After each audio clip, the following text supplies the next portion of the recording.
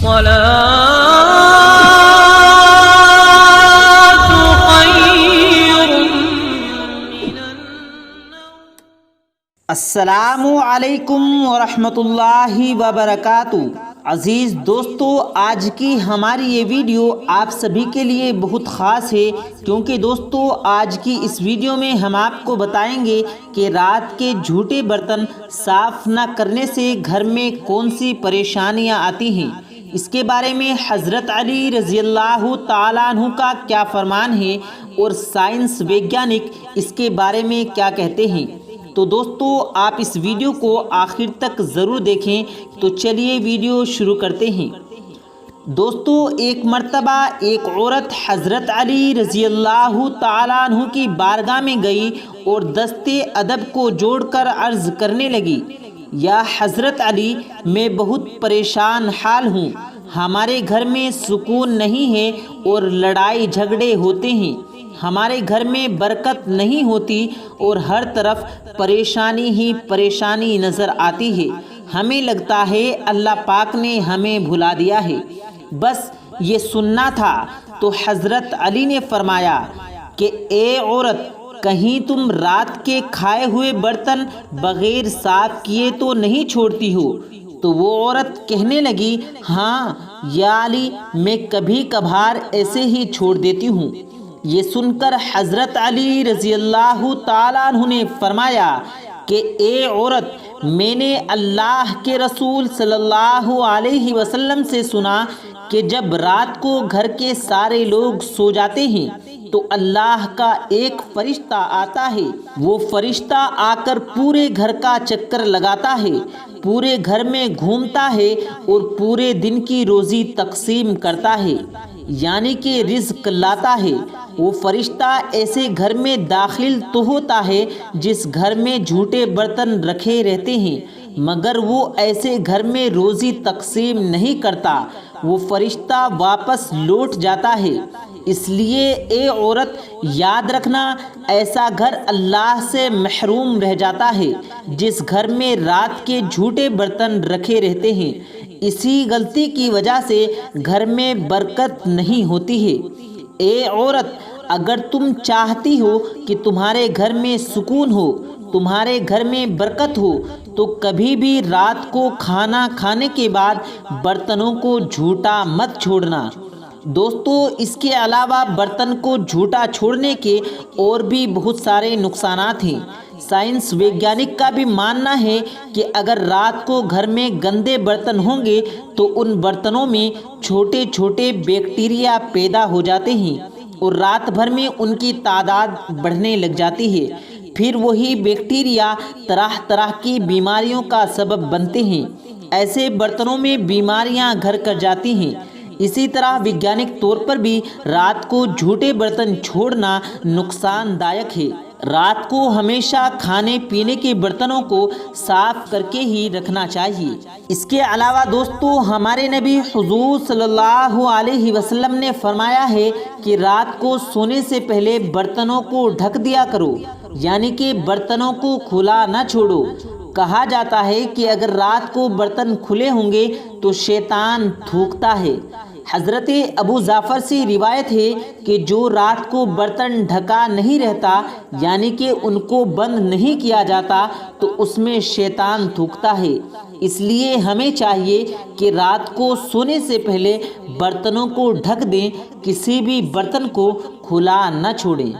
دوستو اب ہم آپ کو بتاتے ہیں کہ حضرت علی رضی اللہ تعالیٰ عنہ نے فرمایا، ایک غلطی نہیں کرنا، اس ایک غلطی کے کرنے کی وجہ سے انسان کی موت تڑپ تڑپ کر آتی ہے۔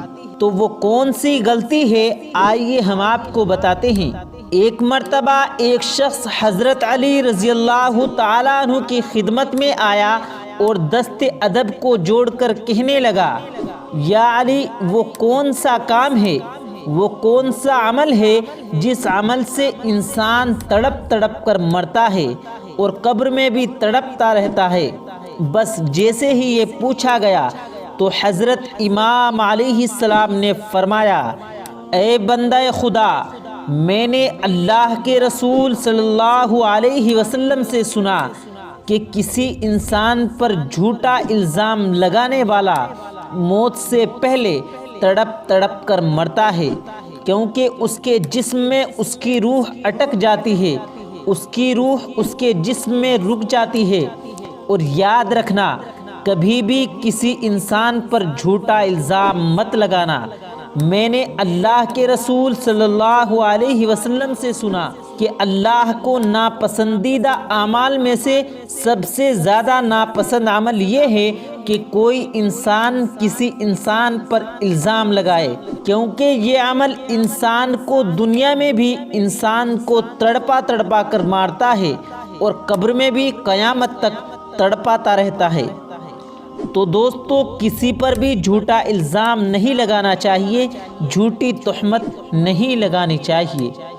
دوستو، اب ہم آپ کو بتاتے ہیں کہ حضرت علی رضی اللہ تعالیٰ عنہ نے فرمایا، جس کی عورت یہ کام کرتی ہے تو اس کا شوہر تباہ و برباد ہو جاتا ہے۔ دوستو، حضرت علی رضی اللہ تعالیٰ عنہ نے فرمایا، جب عورت اپنے شوہر کی بغاوت پر اتر آئے گی تو وہ انسان برباد ہو جائے گا۔ اس لیے ہمیشہ اپنی عورت کو سمجھاتے رہیں کہ وہ گناہوں کے راستے پر نہ چلے۔ اسی طرح عورت کا بھی شوہر کو راضی کرنا اور خوش کرنا بڑی عبادت ہے، اور شوہر کو ناخوش کرنا اور ناراض کرنا بڑا گناہ ہے۔ اللہ کے رسول صلی اللہ تعالی علیہ وسلم نے فرمایا کہ جو عورت 5 وقت کی نماز پڑھتی رہی، رمضان المبارک کے روزے رکھتی رہی اور اپنی عزت کو بچاتی رہی، یعنی پاک دامن رہی، اور اپنے شوہر کی تابع داری اور فرما برداری کرتی رہی، تو پھر اس کو اختیار ہے کہ جس دروازے سے چاہے جنت میں داخل ہو جائے۔ اللہ کے رسول صلی اللہ تعالی علیہ وسلم نے فرمایا، جس عورت کی موت اس حالت میں آئے کہ اس کا شوہر اس سے راضی ہو تو وہ جنتی ہے۔ اللہ کے رسول صلی اللہ تعالی علیہ وسلم نے فرمایا کہ اگر میں خدا کے سوا کسی عورت کو سجدہ کرنے کے لیے کہتا تو عورتوں کو ضرور حکم دیتا کہ اپنے میاں یعنی اپنے شوہر کو سجدہ کیا کرو۔ اللہ کے رسول صلی اللہ علیہ وسلم نے فرمایا کہ جب مرد اپنی عورت کو اپنی حاجت پوری کرنے کے لیے بلائے تو ضرور اس کے پاس آ جائے، اگرچہ چولہے پر بیٹھی ہوئی کیوں نہ ہو، سب کچھ چھوڑ چھاڑ کر چلی جائے۔ جب کسی کی بیوی اس کی فرما برداری نہ کرے، اس کے حقوق ادا نہ کرے اور خوشی کے ساتھ اس کی زندگی نہ گزارے تو قرآن کریم میں اس کی اصلاح کی ترتیب وار 3 طریقے بتائے ہیں، یعنی طلاق دینے سے پہلے ان 3 باتوں پر عمل کرنا ضروری ہے۔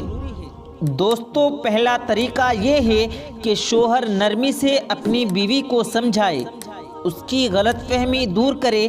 اگر وہ واقعی جان بوجھ کر غلط طریقہ اختیار کیے ہوئے ہے تو سمجھا بجھا کر اس کو صحیح راستے پر لائے اور اسے اچھی باتوں پر عمل کرنے کی تلقین کرے۔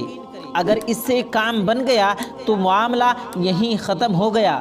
عورت ہمیشہ کے لیے گناہوں سے اور دونوں رنج و غم سے بچ جائیں گے، اور اگر اس سے کام نہ چلے تو دوسرا درجہ یہ ہے کہ ناراضگی ظاہر کرنے کے لیے بیوی کا بستر اپنے سے علیحدہ یعنی الگ کر لے، اور اس سے یہ علیحدگی بڑھتی رہے یعنی الگ ہی سوتا رہے۔ یہ کام معمولی سزا اور بہترین طریقہ ہے، اور اگر اس سے عورت متنبہ ہو گئی تو جھگڑا یہیں ختم ہو گیا۔ اور اگر وہ اس شریفانہ سزا سے بھی اپنی نافرمانی اور قذروی سے باز نہ آئی تو تیسرے درجے میں شوہر کو معمولی مارنے کی بھی اجازت دی گئی ہے، جس کی حد یہ ہے کہ بدن پر اس مار کا اثر بالکل نہ آئے، مگر اس تیسرے درجے کی سزا کو اللہ کے رسول صلی اللہ تعالی علیہ وسلم نے ناپسند فرمایا ہے، اس لیے اس درجے پر عمل کرنے سے بچنا بہتر ہے۔ بہرحال اگر اس معمولی مار پیٹ سے بھی معاملہ درست ہو گیا، صلح صفائی ہو گئی تو تعلقات بحال ہو جائیں گے، یعنی صحیح ہو جائیں گے، تب بھی مقصد حاصل ہو جائے گا۔ اور اگر ان سب کے باوجود بھی شوہر کی تابعداری نہ کرے اور اس کی باتوں پر عمل نہ کرے تو اب اس کو اختیار ہے کہ طلاق دے سکتا ہے، لیکن طلاق دینے سے پہلے ان سب باتوں پر عمل کرنا بہت ضروری ہے۔